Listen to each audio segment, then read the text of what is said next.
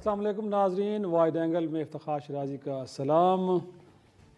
नाजरीन, आज सूरत हाल ये है कि मुल्क की ज़र मुबादला के ज़खायर में कोई 1.2 अरब डॉलर की मज़ीद कमी हो गई है और ये अब कम हो के कुछ 4.5 अरब डॉलर महज रह गए हैं।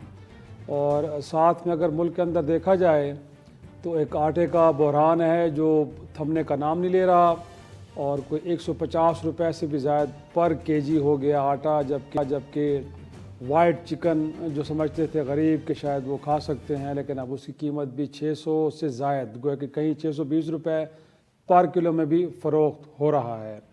और रह गया बाकी इन्फ्लेशन का हाल, तो आपको मालूम है कि गुज़रे साल में जो आखिरी महीना था दिसंबर का, उसमें भी 29% पे कहीं इन्फ्लेशन का अख्ताम हुआ। और अगर ये अब ताज़ा कीमतें हम देख लें जो बुनियादी ज़रूरी चीज़ों की हैं, तो इससे अंदाज़ा तो हमें होता है कि आने वाले जो महीने हैं या अगला एक साल है पूरा, वो आवाम के लिए कोई अच्छी ख़बर लेके नहीं आ रहा। और नाज़रीन, इस दौरान अगर हम देखें कि ख़ुद हमारे सियासतदानों का क्या कंडक्ट है, तो आपके सामने है। कोई बलदाती इंतखाब कराना चाहता है तो कोई रुकवाना चाहता है, कोई इस्तीफ़े देना चाहता है तो कोई उन्हें रुकवाना चाहता है, कोई असम्बली तहलील करना चाह रहा है तो कोई उन्हें रुकवाना चाह रहा है। और सारा का सारा ज़ोर इसी पे लगा हुआ है।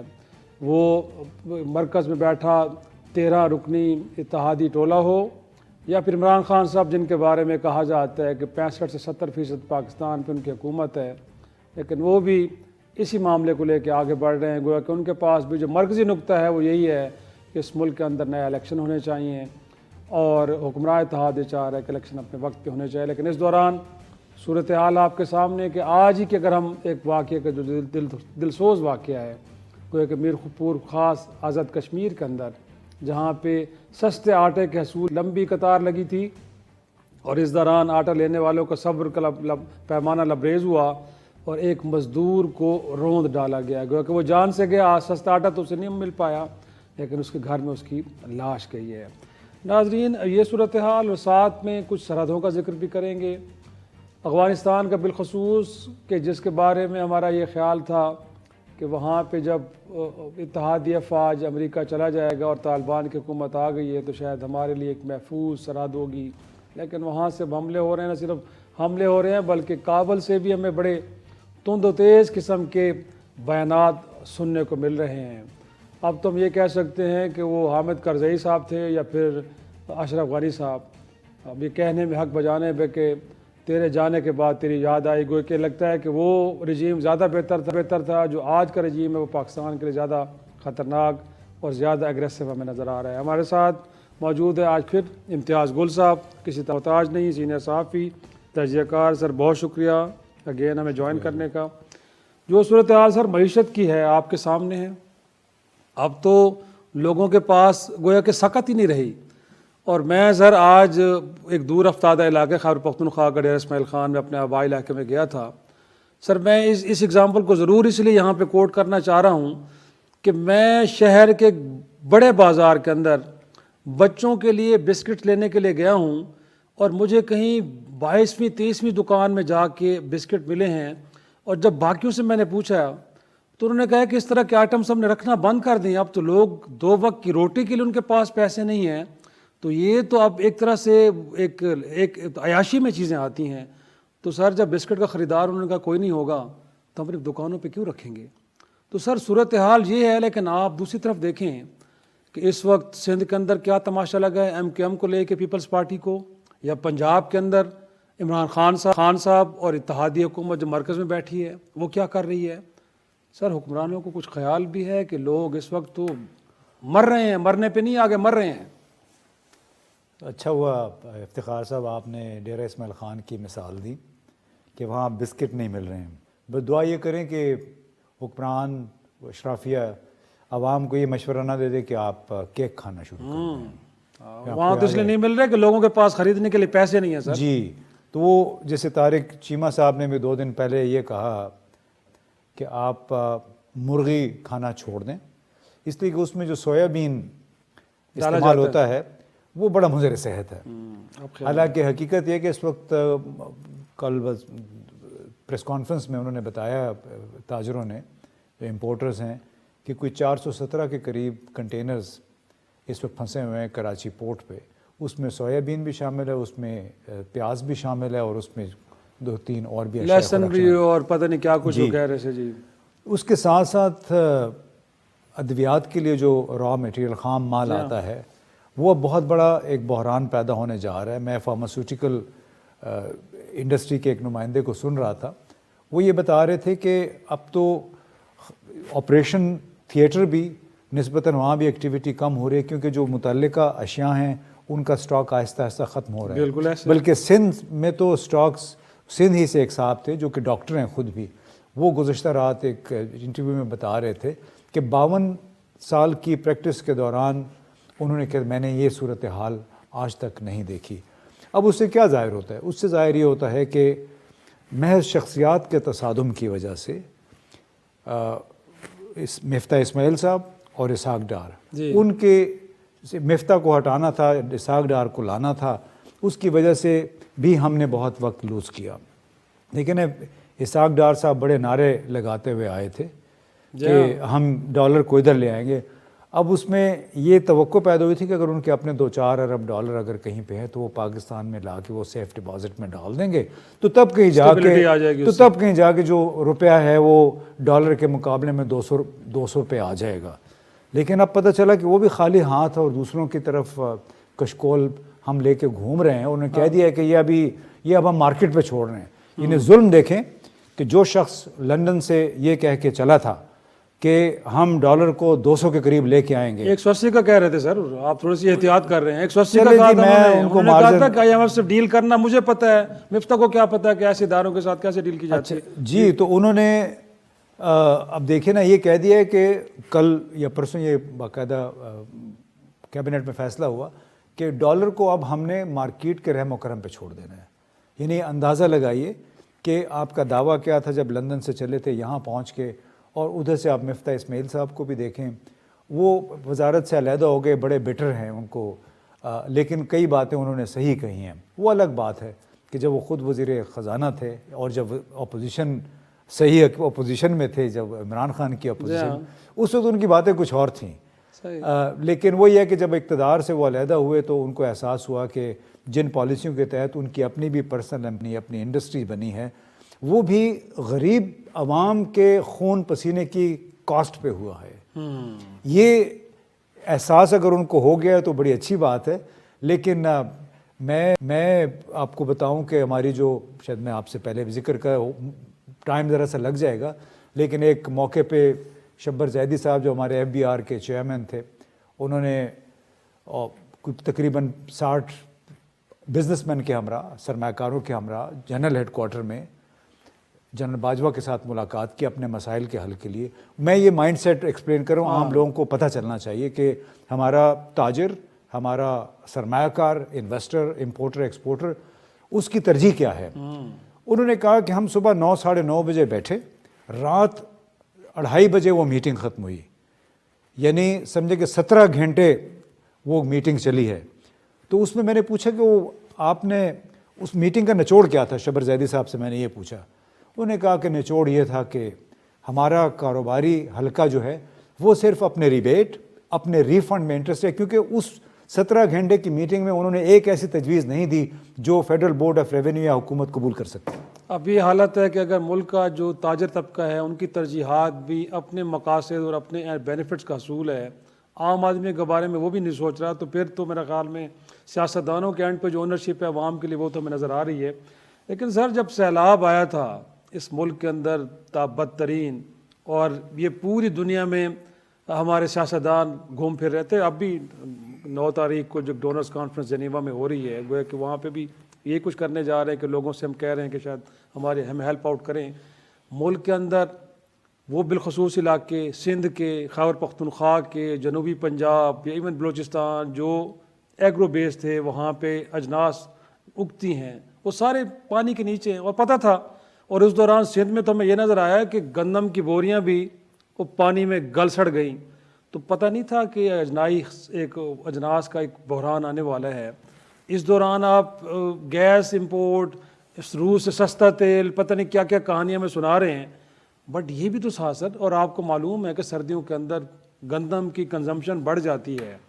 آج لوگوں کو آپ نے اگین ان کے رحم و کرم پہ چھوڑ دیا ہے اور کوئی پرسان حال نہیں. کوئی جواب دہ ہے اس پہ؟ کس سے پوچھیں سر؟ بلاول زرداری سے پوچھیں، اچھا، مراد علی شاہ صاحب سے پوچھیں، اور ان کے آس پاس جو بڑے لوگ ہیں ماشاءاللہ ان سے پوچھیں. آپ سندھ میں جب عام لوگوں سے بات کریں ان علاقوں میں جہاں پہ پانی ابھی بھی کھڑا ہے، یہ شاید دنیا کی تاریخ میں بڑا ایک منفرد یہ واقعہ ہے کہ سیلاب آئے تھے جولائی اگست میں، کئی علاقوں میں ابھی بھی پانی کھڑا ہے. جنوری آ گیا ہے 2023، اور اس میں وہ پانی بھی شامل ہے جو کہ منچھر جھیل کو جان بوجھ کے پہلے شگاف ڈالے، اس کو پنکچر کیا گیا تاکہ ان علاقوں میں پانی آئے. اور جب اقوام متحدہ، امریکہ اور دوسرے ملکوں کے نمائندے دیکھیں تو کہیں کہ واقعی یہ علاقہ سیلاب میں ڈوبا ہوا ہے. نمبر 1. نمبر 2، ہم نے یہ سنا، اللہ کرے کہ ٹھیک نہ ہو، لیکن ہم نے یہ بھی سنا کہ جان بوجھ کے وہاں سے پانی نہیں نکالا گیا، نکاسی نہیں کی گئی کئی علاقوں میں، تاکہ بیرونی وفود آتے رہیں. اور وہ کہانیاں جو ہمارے وزراء نے بشمول بلاول زرداری نے، ہمارے وزیر اعظم نے جا کے پہلے اقوام متحدہ میں سنائیں کہ آدھا پاکستان پانی کے نیچے ڈوبا ہوا ہے. پھر ابھی یہ نیو یارک میں ایک کانفرنس میں خصوصی سیشن کا بندوبست کیا. پھر ابھی 9-10 جنوری کو جنیوا میں جو کانفرنس ہونے جا رہی ہے، وہاں پہ بھی شاید وہی امیجز دکھائیں گے. اب اللہ کرے کہ وہاں پہ ہمیں کچھ امداد مل جائے. لیکن سب سے بڑا مسئلہ یہ ہے افتخار صاحب کہ جب یہ لوگ، یہ پورا ہمارا جلوس جنیوا پہنچے گا، دیکھیے سابق وزیر اعظم نواز شریف، موجودہ وزیر اعظم شہباز شریف، مستقبل کے 2 وزیر اعظم مریم صفدر اور بلاول زرداری، یہ ادھر موجود ہوں گے اس کانفرنس کے موقع پہ. اور ان کے علاوہ آپ دیکھ لیں کہ کتنا آس پاس ان کا سٹاف کتنا ہوگا. ماحولیات کے وزیر ہوں گے، باقی لوگ بھی پتہ نہیں کون خوراک کے وزیر، ہمیں نہیں معلوم. یہ تو ابھی آپ نکالیں گے خبر کہ اس میں سے کتنے لوگ یہاں پہ گئے ہیں. اور ایک دن کے لیے، وہ ایک دن کی کانفرنس ہے سر. مجھے یہ بتائیے کہ جب ڈونر جس کے آگے آپ نے ہاتھ پھیلایا ہوا ہے کہ کلائمیٹ جسٹس کے نام پہ ایک اور انداز سے آپ بھیک مانگ رہے ہیں، اب کیا وہ نہیں دیکھے گا کہ پاکستان سے، اور جو ان کے لوگ ہیں یہاں پہ سفارتی نمائندے بیٹھے ہوئے ہیں، کیا وہ اپنے ملکوں کو نہیں بتائیں گے کہ صرف اس کانفرنس کے لیے اخراجات کتنے ہوئے، یہاں سے کتنے لوگوں نے ٹریول کیا، اور یہ آپ سے پیسے مانگ رہے ہیں. تو اس میں بڑا ایک گھمبیر مسئلہ ہے کہ جو ہمارا یہ سٹائل ہے نا کہ ہم کہتے ہیں جمعہ جانجنال، کہ پوری ایک بارات بنا کے ہمارے وزراء، پوری کابینہ، ان کے سیکرٹریز پہنچ جائیں گے تو یقیناً تو ایک ایسا ملک جو امداد مانگ رہا ہے بڑے شاہانہ انداز، اور وہ یہ کہیں گے کہ آپ جو ہم سے قرض مانگ رہے ہیں یہ ہمارا ٹیکس پیئر منی ہے، ہمارے لوگوں کے ٹیکسوں کے پیسے ہیں، یہ ہم آپ کو کیسے دے دیں، کیسے حالات میں. انفیکٹ ایک تو امتیاز صاحب یہ بتائیے گا کہ آپ کا جو ایفرٹس آن ہے جنیوا میں 9 تاریخ کو ہو رہی ہے، لیکن ماضی میں بھی ہم نے دیکھا ہے قمر جاوید باجوہ صاحب بطور آرمی چیف IMF سے ریکویسٹ کرنی ہو، دوست ممالک سے قرضے لینے ہوں، یا کسی اور مالیاتی ادارے سے بات کرنی، انہوں نے براہ راست کی بھی اور اس کو میڈیا پہ نشر بھی کیا گیا. تو اب ہم امید کریں کہ حالات اس سے زیادہ گھمبیر ہو چکے معاشی ہمارے. تو جو موجودہ آرمی چیف صاحب ہے، اگر جس وقت وہ سعودی عرب کے دورے پہ ہیں، تو آپ کو لگتا ہے کہ ان کی بھی کچھ ایفرٹس ہوں گی کہ اس حوالے سے وہ اپنا وزن ڈالیں اور کچھ دیگر ممالک کو کہیں کہ پاکستان کی مدد کریں؟ تو اس حوالے سے کیا؟ دیکھیے اللہ کرے کہ جنیوا میں کانفرنس ہے، اس کے ذریعے پاکستان کو کچھ ان مشکل حالات میں امداد مل جائے، بڑی اچھی بات ہوگی، سب کی مشترکہ کوششیں ہوں گی. لیکن اس میں ہمیں یہ بھی سوچنا ہوگا کہ یہ کوششیں کس کس نے کی ہیں. اور دیکھیں مجھے تو یہ لگ رہا ہے کہ ہو سکتا ہے کہ ہمارے سیاستدانوں کی عزت رکھنے کے لیے ہماری فوج کے سربراہ بھی اپنا سعودی عرب جو متحدہ عرب امارات کا وزٹ ہے اس میں سے 1 دن کے لیے وہ بھی جنیوا چلے جائیں. کیونکہ دیکھیں نا گزشتہ دور حکومت میں بھی پیسے جو 3-4 ارب ڈالر ملے تھے وہ باجوہ صاحب کو جانا پڑا تھا. اب جنرل عاصم منیر صاحب وہاں پہ پہنچے ہیں. ویسے یہ بھی بڑی انہونی بات ہے کہ آرمی چیف کے پاس اتنا وقت ہے کہ وہ 7 دن کے دورے پہ ملک سے باہر چلے گئے ہیں. میں نے کبھی یہ کہہ چکا نا ملک مشکل ترین دور سے گزر رہا ہے سر. جی چلے اللہ کرے کہ یہ 7 دن کا دورہ کچھ اچھے نتائج کا سبب بنے. اور جہاں تک جنیوا کانفرنس کی بات ہے، میں آپ کو بتاؤں اپریل 2009-10 میں فرینڈز آف ڈیموکریٹک پاکستان ایک ٹوکیو میں کانفرنس ہوئی اور وہاں پہ تمام ممالک نے $5 ارب کی کمٹمنٹ کی پاکستان سے کہ جی آپ چونکہ دہشت گردی سے پاکستان بہت متاثر ہوا ہے لہٰذا ہم $5 ارب کی کمٹمنٹ کرتے. کسی نے 500 ملین کہا, کسی نے $1 بلین کہا, کسی ملک نے. یہاں پہ ہمارے جو صدر محترم ہیں صاحب کے وہ سمجھ بیٹھے کہ یار تو بڑے پیسے ہیں. انہوں نے یہ پھر کہنا شروع کیا سفارتکاروں سے کہ اس میں سے آدھے پیسے ہمیں کیش دے دیں. حالانکہ وہ پیسے صرف کمٹمنٹ تھی کہ آپ ہمیں پروجیکٹ پیش کریں گے, تجویز پیش کریں گے, نہیں وہ ہم اس کا جائزہ لیں گے. ایک دھیلا اس $5 ارب میں سے پاکستان کو نہیں ملا, کیونکہ جتنے بھی منصوبے ہمارے بابو نے مل کے وہاں ان کے سامنے پیش کیے وہ سب انہوں نے مسترد کیے. یعنی ہماری کیپیسٹی کا یہ حال تھا ہمارے بابو کریسی کا کہ اس میں سے ایک منصوبے پہ عمل درآمد نہیں ہوا. اب یہاں پہ یہ امیدیں لے کے گئے ہیں, ایک بل انہوں نے پیش کیا ہے فرمائش نامہ کہ $16 ارب کے ہمارے نقصانات ہوئے ہیں. تو وہ جب پوچھیں گے ان سے کہ ہمیں ذرا لاجیکل انالیسس بتائیں کہ $16 ارب آپ کے کہاں سر ان کے پاس تو ایک ہی نقطہ ہے نا کہ نقصان آپ کی وجہ سے ہوا ہے. گویا کہ جو کلائمیٹ چینج کا فیکٹر ہے اس کے ذمہ دار تو امریکہ اور دیگر جو ترقی یافتہ ممالک ہیں. پاکستان کے اندر تو کہتے ہیں کاربن امیشن 0.5% ہے, تو ہم تو ذمہ دار ہی نہیں, تو آپ کا سب کچھ کیا در ہے وہ ٹھیک ہے. افتخار آپ جہاں سے آ رہے ہیں DI خان سے, جی اور اس کے علاوہ پھر جتنے لوگ سفر کرتے ہیں دریا کے ساتھ ساتھ, دریا سندھ کے ساتھ ساتھ, دریا راوی کے ساتھ ساتھ, تو یہاں پہ جو غیر قانونی آبادیاں ہیں, یہاں پہ جو دریا کا رستہ بند کر کے کمرشل پلازے بنا دیے گئے ہیں, وہ دریا کے اندر فضلہ ڈالا جا رہا ہے, ہاؤسنگ سوسائٹیاں بنا دی گئی ہیں. کیا یہ بھی دوسرے ملکوں نے کیا ہے؟ اس پہ کیا انہوں نے دنیا ان سے نہیں پوچھے گی؟ یہاں پہ اقوام متحدہ کے IUCN کے ماحولیات کے لوگ کیا نہیں بیٹھے ہوئے؟ کیا ان کو اپنے جو بڑے لیڈرز ہیں ان کو یہ بریف نہیں کریں گے کہ ویسے بھی کلائمیٹ کوئی پاکستان واحد ملک تو نہیں ہے. فلپین میں ہر سال 2-3 دفعہ ٹائفون آتے ہیں, بڑے بڑے سیلاب. انہوں نے تو کبھی ڈونر کانفرنس نہیں مانگی ہے. بنگلہ دیش میں بہت سیلاب آتے ہیں, انڈیا میں آتے ہیں, انہوں نے تو کہیں نہیں کہا کہ جی آئیں دیکھیں کلائمیٹ جسٹس ہمارے ساتھ کریں ماحولیات کے نام پہ. ہماری ایک اصل میں ایک لت پڑ گئی ہے مانگنے کی, ایک بری عادت ہے کہ قرضوں پہ اس ملک نے خود کو موٹا کیا ہے. عوام کا تو آفت کو بھی اپرچونٹی کی شکل میں پیش کرتے, چاہے وہ دہشت گردی ہو, چاہے وہ زلزلہ ہو, چاہے سیلاب ہو, اس کو سمجھتے کہ لو جی ایک اور موقع آ گیا ہے پیسہ بنانے کا, تو چلیں جی ایک کانفرنس منعقد کر لیتے ہیں. لیکن سر اب تھوڑا سا سیاستدانوں کے کنڈکٹ پہ آ جائیں. جو خان صاحب جس موقع کی تلاش میں لگتے وہ موقع تو اب ان کے ہاتھ سے گیا سر, نہ وہ ٹائم پہ اب جو جس طرح وہ الیکشن چاہ رہے تھے وہ تو نہیں ہونے جا رہے. لیکن اب اگر وہ ریئلائز کر بھی چکے ہیں, ان کو معلوم ہے کہ اب یہ معاملات اگر عدالتوں میں چلے گئے اور ڈیسائیڈ ہونے میں شاید اگلے 1-2 ماہ لگ جائیں, اس کے بعد سر الیکشن تو لگتا ہے کہ پھر 6-8 ماہ بعد ہوئے اپنے وقت پہ ہوں گے. تو اس وقت جو ترجیحات ان کی بھی ہونی چاہیے وہ عام آدمی ہونا چاہیے نا سر. اب ہم 13 رکنی جو اتحاد بیٹھا ہے مرکز میں, ان کو تو کافی ہم نے رگڑا لگا دیا ہے, بٹ خان صاحب ان کی ترجیحات کیا ہیں؟ یہی ہیں, وہ بیٹھ کے ہر روز جو بھاشن دیتے ہیں ان کا نشانے پہ شہباز شریف اور ان کے اتحادی ہوتے ہیں. اس کے علاوہ عوام کی بات تو وہ بھی نہیں کر رہے. بالکل خان صاحب کو تھوڑی سی نظر ثانی کرنی پڑے گی, بلکہ کافی ساری نظر ثانی کرنی پڑے گی. اپنے جو تقاریر ہیں, پریس کانفرنسز ہیں, اس میں انہوں نے ایک اوور ڈوز کر دی ہے اپنے چاہنے والوں کو کہ ایک منترا ہے یا ان کا جو اپنا بیانیہ ہے وہ بار بار اس میں ان کی اپنی ضد بھی ان کے ڈس ایڈوانٹیج میں آئی ہے, مطلب وہ ان کے خلاف گئی ہے. پھر انہوں نے وہ ایسی نہیں ہوتا کہ کونج ہوتی ہے وہ اپنے ڈار سے اپنے دوسروں سے بچھڑ گئی ہے, تو باقی جو کونجیں وہ اپنے سفر پہ جاری ہیں. ایک کونج وہ جب کھو گئی ہے, اب بچھڑ گئی ہے, وہ اب کہیں کی نہیں, نہ ادھر کی نہ ادھر کی. تو مجھے تو یہ لگتا ہے کہ عمران خان کے ساتھ وہ چونکہ اسٹیٹس کو کہ جتنے بھی فورسز تھیں, چاہے وہ سول ہیں چاہے ملٹری ہیں, وہ سب ایک طرف ہیں, عمران خان صاحب دوسری طرف ہیں, اور اس میں بھی ایک اتحادی ان کے ساتھ ہے پنجاب میں, اس کو بھی وہ ناراض کرنے کی کوشش, اس کی بھی بات وہ نہیں سن رہے ہیں. حالانکہ توقع یہ تھی کہ بھلے آپ جو مرضی کہیں, پرویز الہی صاحب ابھی بھی کل بھی انہوں نے ان کو کہا کہ قائد اعظم کے بعد بڑا لیڈر پاکستان میں عمران خان پیدا ہوا ہے, تو اگر اتنی انہوں نے بات کر دی ہے تو اس کا کچھ مان بھی رکھنا چاہیے.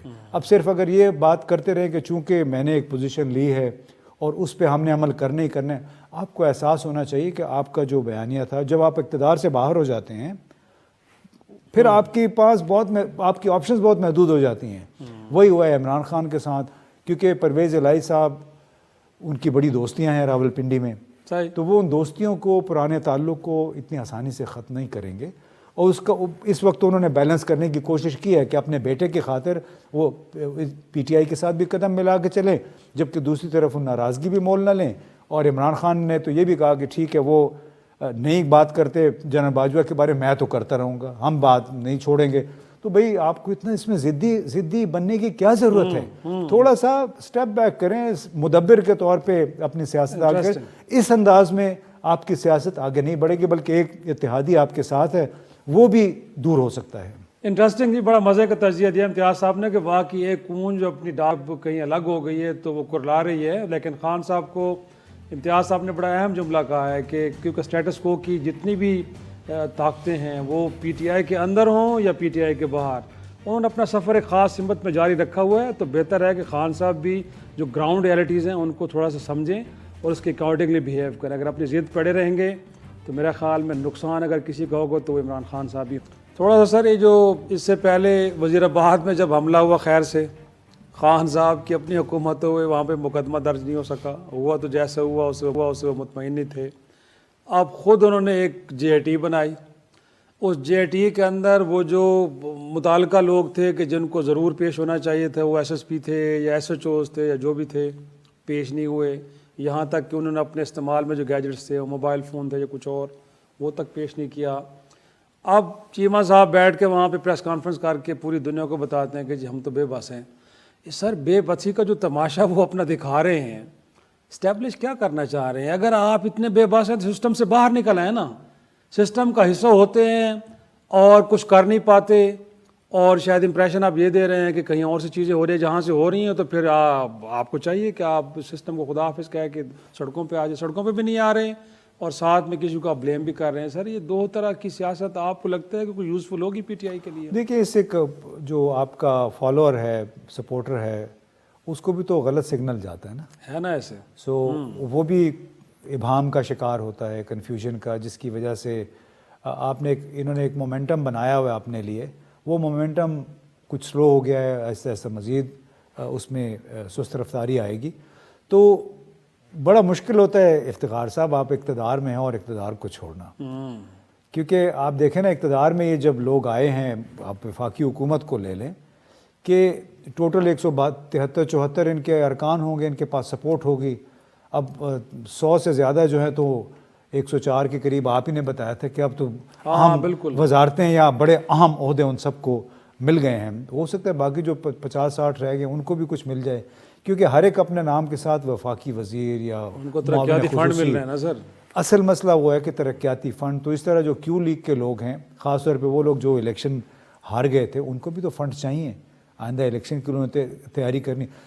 قطع نظر اس کے کہ الیکشن کب ہوتا ہے, 3 مہینے میں ہوتا ہے, 6 مہینے میں ہوتا ہے, 9 مہینے میں ہوتا ہے نہیں ہوتا, وہ بھی ایک الگ مسئلہ ہے. اس لیے کہ جو پاکستان کی اقتصادی صورتحال ہے اس کے تحت ایک صاحب نے یہ کہا کہ ہو سکتا ہے نگران حکومت مارچ میں آ جائے, پھر ہو سکتا ہے یا تو جولائی اگست میں الیکشن ہو جائے. اگر الیکشن نہ ہوئے تو پھر 2.5-3 سال تک الیکشن کا کوئی امکان نہیں ہے, کیونکہ آئی ایم ایف کے ساتھ, ورلڈ بینک کے ساتھ جو مذاکرات ہونے ہیں وہ اگلی حکومت نے کرنے ہیں. اور اگلی حکومت کی پھر شرط یہ ہوگی کہ یہ کم از کم 2-2.5 سال تک رہے, تاکہ آئی ایم ایف کا اگر جو پروگرام عام طور پہ دورانیہ ہوتا ہے 24 سے 36 مہینے کا, جس دوران آئی ایم ایف کے پروگرام پہ عمل درآمد ہونا ہوتے, اس دورانیے کے لیے پھر آپ کو ایک ایسی حکومت چاہیے جو کہ بالکل ہاتھ جوڑ کے وہی کام کرے جو آئی ایم ایف نے کہا ہے. اور ساتھ میں جو تھوڑی بہت نون لیگ کی قیادت کے اندر تبدیلیاں آئی ہیں, گویا کہ اب سینئر نائب صدر کا عہدہ مریم نواز صاحبہ کو, ساتھ میں ان کو چیف آرگنائزر بھی بنا دیا گیا ہے. تو لگتا نہیں ہے کہ کہیں نون لیگ تو الیکشن موڈ میں چلی گئی ہے, اور اس کے لیے وہ جو لیڈنگ فگر ہے جو انہوں نے انتخاب کیا ہے, شاید میاں صاحب کو اپنے خلاف مقدمات کو کلیئر کروانے میں وقت لگے, الیکشن قریب نظر آ رہے ہیں, تو سلیکشن آپ کو لگتا ہے کہ ٹھیک ہے اور خان صاحب کو ٹف ٹائم ملے گا آپ کو لگتا ہے؟ دیکھیے, تو ان کا ظاہر پارٹی کا مسئلہ ہے, ہمیں اس کو اچھا برا کہنے کا کمپیریزن جب آپ ڈرا کرتے ہیں خان ورسز مریم نواز, دیکھیں وہ مزاحمتی سیاست تو کرتی رہی نا سر. جی بہت سارا دار و مدار ہے کہ وہ یہاں جب پہنچ جائیں گی تو اس کے بعد حالات کیا رخ اختیار کرتے ہیں, کیا ان کے والد صاحب بھی ساتھ واپس آتے ہیں کہ نہیں, کیونکہ مقدموں کا ختم ہونا تو ابھی ایک ثانوی اس کی حیثیت رہ گئی ہے. این آر او جو مل گیا جس کو کہہ رہے تھے کہ این آر او 2, اس کے تحت تو دیکھ رہا وہ کہتے ہیں کہ 50 کروڑ سے کم کی کرپشن ہی نہیں ہے. یعنی مجھے ایک پروفیشنل اکاؤنٹنٹ نے یہ بتایا کہ جس شخص کے اکاؤنٹ میں اگر 50 کروڑ روپے پڑے ہوئے ہیں تو وہ بندہ ماہر مالیات اور اقتصاد ہو ہی نہیں سکتا. تو اسحاق ڈار صاحب کے جو اکاؤنٹ انفریز ہوا ہے اس میں تقریباً 51 کروڑ روپے پڑے ہوئے تھے, وہ ابھی انہوں نے انفریز کر دیے ہیں. تو جس ملک میں اگر یہ حالات ہوں, اچھا وہ مجھے لگتا ہے کہ وہ شرط اسی لیے رکھی گئی تھی جو کہا گیا تھا کہ 50 کروڑ یا اس سے زیادہ کہ کیس ہوگا تو پھر نیب اٹھائے گا, وہ اس لیے تھا کہ یہ فنڈ جو ہیں یہ ہمارے ہاں بعض اسامیاں بھی اسی طرح پر کی جاتی ہیں کہ جب دیکھا جاتا ہے کس شخص کو لگانا ہے, ہم نے اس کی اہلیت کیا ہے, تو اشتہار اس کے اکارڈنگلی بنتا ہے کہ اس اہلیت کا شخص درکار ہے. ظاہر سی بات ہے بڑا آسان ہو جاتا ہے کام. تو ہو سکتا ہے کہ ممکن ہے یہ بھی اسی بنیاد پہ کیا گیا ہو. لیکن دوسری طرف نون لیگ کی قیادت, آج بھی رانا ثناء اللہ صاحب فیصل آباد میں جلسے سے خطاب کر رہے ہیں, انہوں نے کہا کہ جی آپ تو میرے بارے میں بھی کہتے رہے ہیں کہ فیصل آباد میں اور پنجاب میں پتہ نہیں کتنے قتل کروائے ہیں, 4.25 ارب آپ بیٹھے رہے ہیں, تو اگر آپ کے پاس تو سب کچھ تھا, آپ میرے خلاف جتنے بھی کیسز تھے اسٹیبلش کرتے. تو کہیں نہ کہیں سر اس وقت کی جو پوزیشن ہے آج حکومت ہے ان کا یہ بیانیہ تو درست ہے نا کہ آپ کے پاس تو سارے وسائل تھے, آپ تو کہتے تھے کہ نیب آپ کے نیچے, ایف آئی آپ کے نیچے ہے, سب کچھ آپ کے نیچے ہے, بٹ آپ کسی کے خلاف کچھ ثابت تو نہیں کر سکے نا. تو آج عمران خان صاحب جو کہہ رہے ہیں کہ ان کو این آر او مل گیا ہے, سر وہ تو عدالتوں سے کلیئر ہو کے جا رہے ہیں نا, تو کیسا این آر او ہے جس کو عدالتیں. افتخار صاحب آپ کو بھی پتہ ہے کہ مجھے پورا نہیں پتا سر, میں نہیں آپ کو یقیناً پتہ ہے کہ اس ملک میں تو آپ دن دہاڑے قتل کر دیں اس کے لیے بھی گواہ نہیں ملتا اور ضمانت بھی ہو جاتی ہے, آپ بری بھی ہو جاتے ہیں. تو پاکستان میں جو پولیس کا اور عدالت کا جو نظام ہے اس میں اسی لیے کوئی جو فوجداری قانون ہے ہمارا, اسی لیے اس میں آج تک کوئی اصلاحات نہیں ہو سکی ہیں. کوئی بھی اس پہ نہیں مانتا ہے کیونکہ ہمارے جو سیاست بھی ہماری پولیس کے ارد گرد گھومتی ہے, اس کی بنیاد پہ آگے چلتی ہے. تو بے شمار ایسے کیسز ہیں کہ جہاں لوگوں نے وہ رنگے ہاتھوں پکڑے گئے. مجھے بتایا نا مشتاق ریسانی تھا جو بلوچستان کا سیکرٹری فائنانس تھا, وہ تو گھوم پھر رہے, اس کو 73 کروڑ روپے کیش اس کے گھر سے نکلے تھے. پھر ایک لیاقت قائم خانی صاحب تھے, ان کے گھر سے 33 کروڑ روپے نکلے تھے, اس کے 3-4 بڑے گھر تھے, کوئی 1 درجن اس کی پراپرٹیز تھی. بارگین کر گئے تھے سر کچھ پیسے. دیکھیں نا پھر مجید اچکزئی ایک وزیر تھا بلوچستان کا, اس نے دن دہاڑے ایک پولیس کانسٹیبل کو مار دیا تھا, سی سی ٹی وی فوٹیج میں نظر آیا تھا, اور عدالت نے اس کو بری کیا کہ عدم ثبوت کی بنا پہ. ساہیوال میں آپ کو یاد ہوگا سی ٹی ڈی والوں نے مار دیا تھا موٹر وے کے اوپر ایک فیملی کو. اس طرح کے بہت سارے کیسز ہیں جہاں پہ آپ کے پاس ثبوت موجود بھی ہے, لیکن اللہ بھلا کرے ہمارے پولیس کے نظام کا, ہماری عدالتوں کا, اس میں کہیں نہ کہ گنجائش نکل آتی ہے کہ آپ بچ نکلتے ہیں. ماشاء اللہ آپ کے پاس پیسہ ہو, اچھا وکیل ہو, تو بہت ساری گنجائش نکل جاتی ہے. یہ بڑا ایک سوال نشان ہے اور عدالتیں ضرور اس معاملے. دیکھیں امتیاز صاحب, لگتا یہ ہے کہ جو افغانستان کا ذکر پاکستان کے ساتھ اب ایسا جڑ گیا ہے کہ اب شاید نہ ہو تو لگتا ہے ذکر مکمل ہی نہیں ہوتا. لیکن بار بار ہم بات کرتے رہے ہیں کہ وہاں پہ جب تبدیلی آئی تھی اور طالبان اقتدار میں آئے تھے تو ہمیں لگا تھا کہ اب ہمارے لیے کچھ صورتحال بہتر ہو جائے گی, لیکن بہتر ہونے کے بجائے صورتحال اس سے زیادہ خطرناک ہو چکی ہے. اس وقت ملک کے اندر آپ کو معلوم ہے خیبر پختونخوا کے اندر تو 4-5 ڈسٹرکٹ ہے جہاں پہ اسٹیٹ گریڈ کو بڑا بری طرح چیلنج کیا جا رہا ہے, اور وہاں پہ ہمارے فوجی جوانوں یا پھر پولیس کے لوگ ان کی ہر روز شہادتیں ہو رہی ہیں, اور لوگ بھی وہاں پہ بھتے کی پرچیاں مل رہی ہیں, مجبور ہیں دینے پہ, اس کے علاوہ ان کے پاس آپشن نہیں ہے اگر انہوں نے وہاں پہ کاروبار کرنا یا رہنا ہے. لیکن ہمیں حیرانگی ہو رہی ہے کابل پہ سر, جو کابل سے گفتگو ہو رہی ہے وہ بڑی حیران کن ہے. گویا کہ ایک تو یہ ہے کہ اگر پاکستان کے اندر دہشت گردی ہو رہی ہے اور آپ کے ماضی کے کوئی پارٹنر کے جو آپ کے ساتھ مل کے امریکہ اور اتحادیوں کے خلاف لڑتے رہے ہیں, لیکن اب پاکستان کی ریٹ کو وہ چیلنج کر رہے ہیں, یہاں پہ نہایت معصوم لوگوں کو مار رہے ہیں, تو کوئی کنڈیمنیشن نہیں آ رہی. تو اس کا مطلب تو یہ ہے کہ اگر آپ کنڈیم نہیں کر رہے تو you are partner in crime. اس کا مطلب ہے کہ آپ اس کو درست جائز مان رہے ہیں نا سر. اور دوسرا آپ نے کچھ وعدے کیے تھے دوحہ میں بیٹھ کے کہ آپ کی سرزمین استعمال نہیں ہوگی، اب تو آپ اسٹیٹ آف ڈینائل میں چلے گئے ہیں. آپ کہہ رہے ہیں کہ جی یہاں پہ تو پوری عملداری ہے ہماری، افغانستان کے اوپر ہمارا کنٹرول ہے، یہاں سے تو کچھ بھی نہیں ہو رہا. لیکن سب کو معلوم ہے کہ باڑھ کہاں سے جہاں جہاں سے کٹی ہے، کیا وہ ہم نے خود تو نہیں کاٹی، وہ کاٹنے والے کون ہیں؟ اور باڑھ کاٹ کے وہ مقاصد کیا حاصل کرنا چاہ رہے ہیں؟ گویا کہ ان کو وہی سیف پیسج چاہیے پاکستان آنے کے لیے تاکہ آئیں اور پاکستان کے اندر دہشت گردی کریں. اور کہا یہ جا رہا ہے کہ اگر پاکستان نے وہاں پہ آگے کسی کو بوٹس آن گراؤنڈ کی بات کی تو پھر ہم سبق سکھا دیں گے سر. تو مجھے تو لگتا ہے کہ سر وہ اشرف غنی، حامد کرزئی صاحب صرف کچھ تھوڑی سی کڑوی کسیلی قسم کی اسٹیٹمنٹ دے دیا کرتے تھے. یہ تو اب چمن کے اندر جس طرح کی ہمارے اوپر گولہ باری ہو رہی ہے اور ہمیں لاشیں دی جا رہی ہیں، یہ سر کہاں کی، کیسے اور کیوں ایسا ہو رہا ہے؟ دیکھیے بہت بڑا ایک صدمہ ہے پاکستان کے لیے، بہت بڑی امبیرسمنٹ بھی ہے. جو 14 نومبر کو ہمارے ایف سی کے جوان کو انہوں نے بالکل پوائنٹ بلینک چمن بارڈر پہ مار دیا. پھر یہ شیلنگ کا واقعہ جو آپ نے کہا دسمبر ہی کے مہینے میں ہوا ہے. اور ابھی اصل میں ہوا یہ ہے کہ افغانستان ٹی ٹی پی کے لیے اسٹریٹجک ڈرفٹ بن گیا ہے. یہ وہاں پہ بیٹھ کے پاکستان میں ہونے والی دہشت گردی، تخریب کاری، اس کی منصوبہ بندی کر رہے ہیں. ٹریننگ کا مجھے نہیں پتہ وہاں کر رہے ہیں نہیں کر رہے ہیں. اور دوسری طرف آپ نے دیکھا ہوگا کہ کابل سے طالبان کی طرف سے مطالبات، بلکہ بیانات جو آئے، خاص طور پہ انہوں نے رانا ثناء اللہ اور پھر بلاول زرداری کے بیان کے حوالے سے کافی انہوں نے سخت بیانات دیے. اور یہ کہا، بلکہ انہوں نے تو یہاں تک کہا نا جی، شاید آپ نے دیکھا ہوگا کہ ان کے ایک ترجمان، تو میں نہیں کہوں گا، ان کے ایک انفلوئنسر ہیں. تو جب رانا ثناء اللہ کا 28 دسمبر کو جواب ایک اسٹیٹمنٹ آیا، بیان آیا، تو اگلے دن ان طالبان کے ایک صاحب نے ٹویٹر پہ ہماری جو مشرق پاکستان کے سقوط کے وقت جو جنرل نیازی اس پہ دستخط کر رہے تھے معاہدے پہ، وہ تصویر لگا دی اور کہا کہ یہ آپ کو شاید بھول گیا ہے، آپ ہمیں کیا باتیں کر رہے ہیں.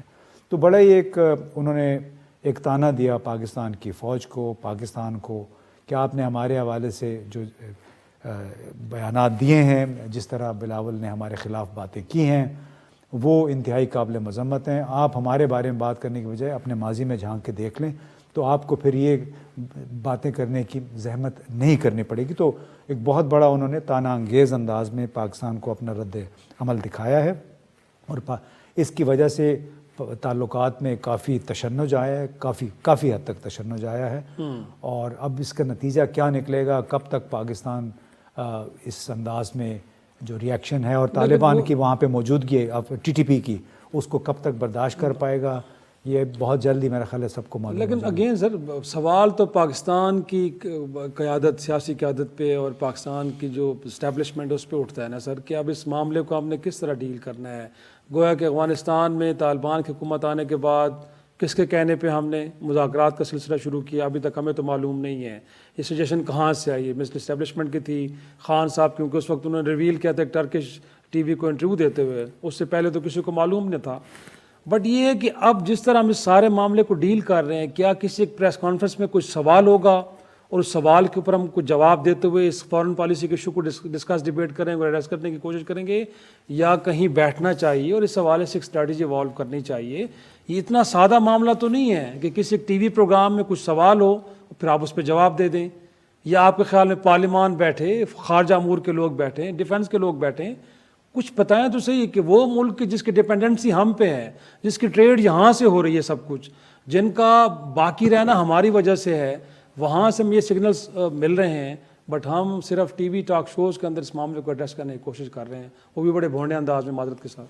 آپ بھی بہت بھولے ہیں افتخار صاحب. اچھا، یہاں پہ بھی یعنی آپ کہہ رہے ہیں کہ پارلیمان اور ہماری وزارت خارجہ اور وہ آ کے ہماری خارجہ پالیسی چلائیں گے. یعنی آپ کو پتہ ہے وہ چلا سکتے ہیں؟ وہ کہاں ہیں اس قابل؟